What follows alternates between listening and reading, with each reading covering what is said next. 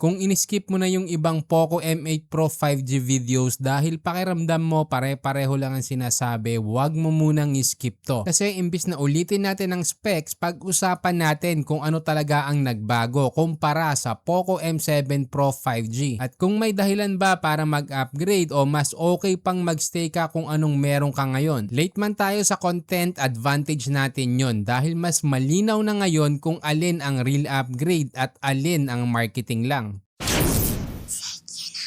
Simulan natin sa tamang context dahil mahalaga to para maintindihan mo kung bakit hindi basta-basta ang comparison na to. Ang M7 Pro 5G ay isa sa pinakamatagumpay na smartphone sa segment niya last year. Sa early bird price niya dati na 8,999 pesos para sa 8GB RAM at 256GB storage. Bihira kang makakakita ng AMOLED display na may 120Hz refresh rate, sobrang solid na brightness, OIS sa main camera at maayos na battery life. Para sa maraming users, sapat na yon para sa daily use. Kaya natural lang na tanungin kung may silbi pa bang pag-usapan ang bagong Poco M8 Pro 5G lalo na kung mas mahal siya. At dito na papasok ang punto ng video na to. Hindi natin tatanungin kung mas bago siya dahil obvious na yon. Ang tanong ay kung saan siya talaga nag-improve at kung ramdam ba yon sa araw-araw na paggamit. Unahin natin ang pinakaunang bagay na mapapansin mo kahit hindi ka techie, yung display. Sa M7 Pro 5G meron kang 6.67-inch Full HD Plus AMOLED display na may 120Hz refresh rate. Dagdag pa yung 394 ppi at peak brightness na umaabot sa 2100 nits. Sa totoo lang maganda na to, malinaw ang text, smooth sa scrolling at hindi ka mahihirapan gamitin kahit nasa labas ka. May Gorilla Glass 5 pa sa harap kaya decent din ang protection. Paglipat mo naman sa pinakabagong M8 Pro 5G, dito mo na mararamdaman na hindi lang incremental lang ginawa ng Poco. Lumaki ang display sa 6.83 inches at ang mas mahalaga, tumaas ang resolution sa 1.5K. Ang pixel density ay umakyat sa 447 ppi at sa actual use mas malinaw ang details lalo na sa videos at images. Hindi ito yung tipong kailangan mong idikit ang mata mo para makita ang difference. Kahit normal viewing distance lang, ramdam mo na mas refined ang panel. Mas naging obvious din ang upgrade sa brightness. Dahil mula 2100 nits umakyat ito hanggang 3200 nits. Ibig sabihin mas consistent na ang visibility kahit tanghaling tapat. Idagdag mo pa ang HDR10 Plus at Dolby Vision support. Kaya kung mahilig kang manood ng Netflix o YouTube sa phone, malaking bagay to sa long term. At kung durability ang pag-uusapan, sobrang laki din ng pinagbago nito. Dahil from Gorilla Glass 5, umakyat na ito sa Gorilla Glass Victus 2. Pero again, hindi ibig sabihin nito pwede mo nang ibagsak-baksak yung smartphone mo dahil extra protection niya lang to. Pero ngayon, mas kampante ka nang gamitin to pang araw-araw. After ng display, punta tayo sa performance dahil dito kadalasan nagkakaroon ng hype at hindi pagkakaintindihan. M7 Pro ay gumagamit ng MediaTek Dimensity 7025 Ultra na may score na around 484,000. Sa daily use, maayos to. Kayang-kaya ang social media, multitasking at light to moderate gaming at para sa presyo niya last year, sulit na sulit siya. Pagdating naman sa M8 Pro, dito na makikita ang mas malaking jump dahil gumagamit na ito ng Snapdragon 7S Gen 4 na may score na halos 800,000 sa version 10. Sa version 11 naman, almost 1 million. Kung babasihan natin yung version 10 at kukunin natin ang difference, roughly nasa around 65% ang itinaas ng raw performance. Sa actual use, mas relax ang phone, mas mabilis mag-load ang apps, mas stable ang transitions at mas kaunti ang frame drop sa games. Kahit default settings lang, consistent naman ang experience. Mas may headroom na din ito para sa future Android updates kaya mas future-proof siya kumpara sa M7 Pro. Well, pareho pa rin silang may 8GB LPDDR4X RAM at 256GB UFS 2.2 storage. Kaya walang pagbabago sa RAM at storage class. Pero dahil mas malakas na ang chipset ng M8 Pro, mas maayos na ang RAM management. Meaning, mas konti ang app reloads lalo lalo na kung heavy user ka na sabay-sabay gumagamit ng social media, browser at messaging apps. Dito rin pumapasok ang isa sa pinaka-underrated upgrades ng M8 Pro, ang software support. Android 15 out of the box siya at may up to 4 major Android upgrades. Kaya kung plano mong gamitin ang phone ng 3 to 4 years, malaking bagay to. Hindi lang sa features kundi sa security at compatibility ng apps. Ngayon pag-usapan natin ang camera at dito kailangan maging honest. Sa M7 Pro meron kang 50 megapixel main na may f1.5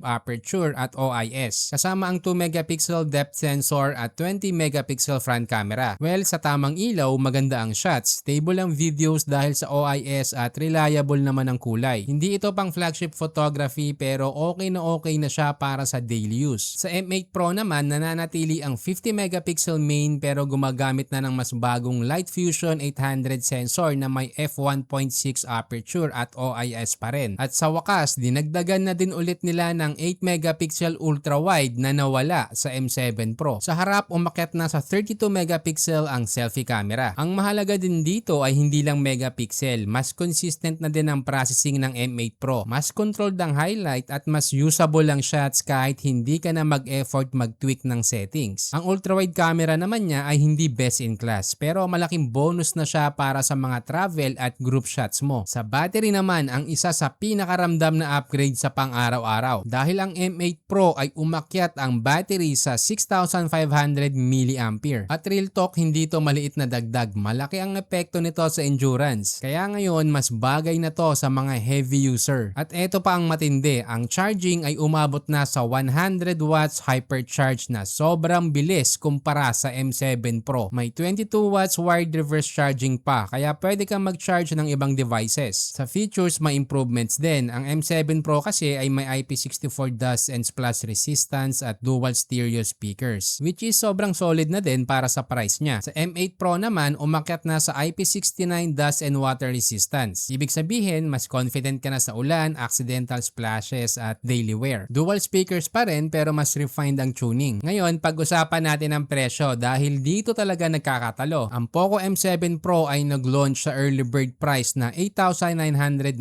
pesos para sa 8GB RAM at 256GB storage. Sobrang sulit nito last year at hanggang ngayon solid pa rin siya para sa mga budget buyers. Ang Poco M8 Pro 5G naman ay may early bird price na 13,149 pesos para sa parehong RAM at storage. Ibig sabihin may halos 4,150 pesos na dagdag sa presyo. Roughly mga 46% increase. Hindi ito maliit na dagdag kaya valid ang tanong kung sulit ba. Wala tayong official statement kung bakit tumaas ang presyo. Pero bago tayo mag-assume na basta lang sila nagtaas, bigyan muna kita ng idea kung ano ang nangyayari sa industry ngayon. Sa mga nakaraang buwan, may documented increase sa cost ng RAM. Ibig sabihin hindi lang Poco ang tinamaan nito. Halos lahat ng smartphone brands ramdam yan. Ngayon, isipin mo pa na hindi lang RAM ang nagbago dito. Lumipat sila sa mas malakas na Snapdragon chipset. Para sa first time Poco buyers, mas madali ang desisyon. Kung kaya ng budget mo ang around 13K, mas future-proof ang M8 Pro. Pero kung tight ang budget at gusto mo pa rin ng solid daily driver, hindi ka pa din mahuhuli sa M7 Pro. Pwede mo ding i-consider yung M8 5G na kalalabas lang. Again, hindi ito hype-driven review. Ang goal natin dito ay tulungan kang mag-decide kung alin ang mas bagay sa'yo ngayon. Nilagay na rin namin sa description ang mga legit stores para madali kang makapili at nang hindi ka na mahirapang maghanap. Ngayon kung naka-Poco M7 Pro ka na, comment mo kung mag-a-upgrade ka o mag-stay ka muna. Comment mo na din kung alin sa mga upgrades ang pinakamahalaga para sa'yo. Kung nakatulong itong video na to sa decision mo, i-like mo na rin, i-share sa kaibigan mo nag-iisip kung mag-a-upgrade at huwag kalimutang mag-subscribe para updated ka lagi sa Smart Buyer Guides natin.